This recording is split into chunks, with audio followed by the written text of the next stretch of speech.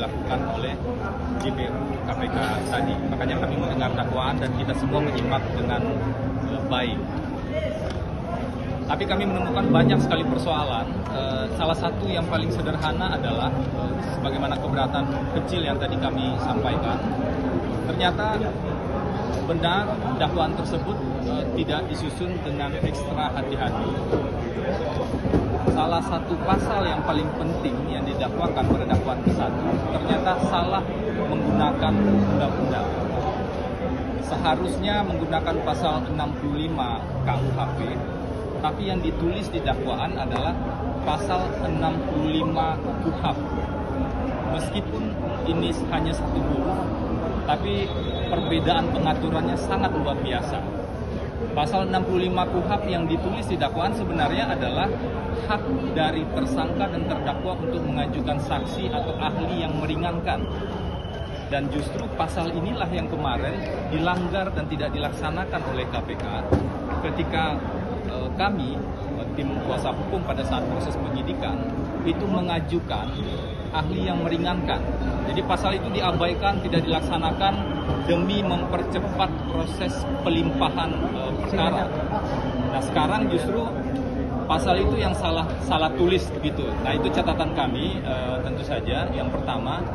Dan yang kedua, kami menemukan inkonsistensi.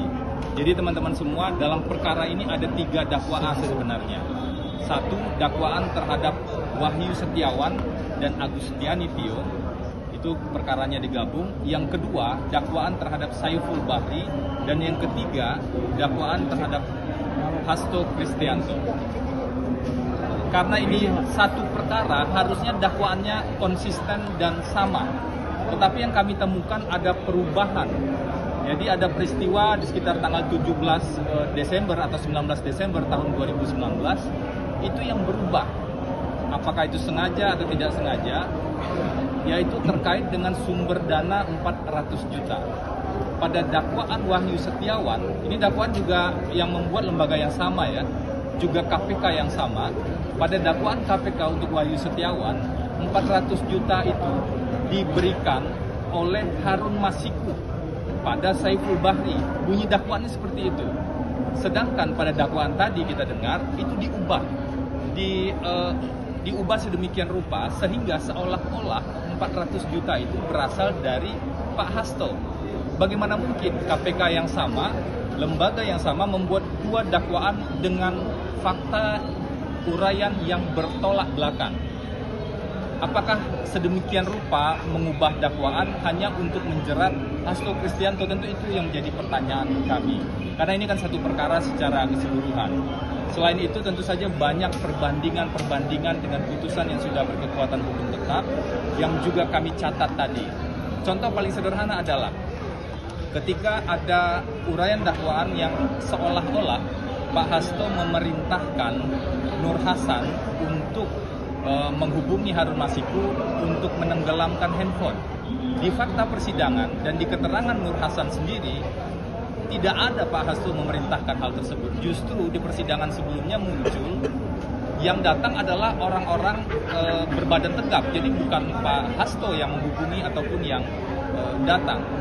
Fakta ini sangat bertolak belakang. Karena itulah ini yang menjadi catatan kami juga.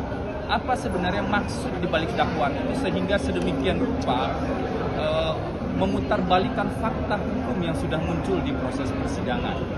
Selain itu yang juga menjadi catatan kami, pasal 21 ini kan obstruction of justice yang ranahnya mulai dari penyidikan, penuntutan, dan persidangan. Tetapi tadi ada peristiwa sebelum sprindik terbit, sebelum penyidikan dimulai, itu sudah dikategorikan sebagai obstruction of justice. Jadi ada tafsir yang salah kaprah terhadap pasal 21 Undang-Undang Tipikor ini. Nah ini tentu akan kami masukkan pada dokumen keberatan nanti dan juga akan kami challenge sedetail mungkin dalam proses persidangan nanti kalau perkara ini lanjut. Dan kemudian juga terkait dengan perintah pada Kusnadi, seolah-olah ada perintah pada Kusnadi untuk menenggelamkan handphone.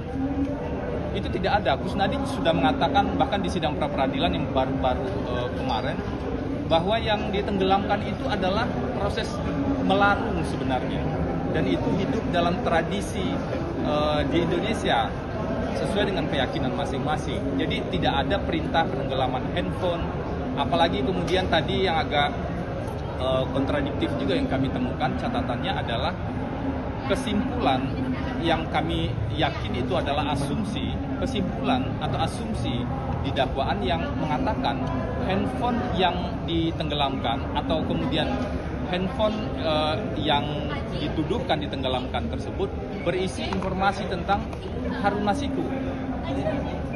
Handphonenya saja tidak ketemu kalau konsisten dengan logika KPK ya. Handphonenya saja tidak ketemu. Bagaimana mungkin bisa diklaim di dalam handphone tersebut ada informasi tentang Harun Masiku? Jadi kita betul-betul harus detail, harus cermat, dan ada banyak lagi catatan yang lain yang juga kami perhatikan. Misalnya ketika seseorang memegang handphone, misalnya Pak Hasto, dia punya handphone, kemudian dititipkan, atau pihak lain yang punya handphone, dan kemudian handphone tersebut digunakan, itu masih hak azazi dari masing-masing untuk menggunakan handphone tersebut. Bagaimana mungkin penggunaan sebuah benda yang merupakan hak azazi itu dikategorikan sebagai obstruction of justice? Ini yang kami catat, yang kami sebut sebagai tuduhan berlebihan, tuduhan tanpa fakta yang kuat, tuduhan yang dibangun dari fakta yang dicampur adukan dengan opini. Nah, ini bahaya sekali dalam proses penegakan hukum kita. Mungkin itu dulu catatan dari saya, Bang Magdir, silakan.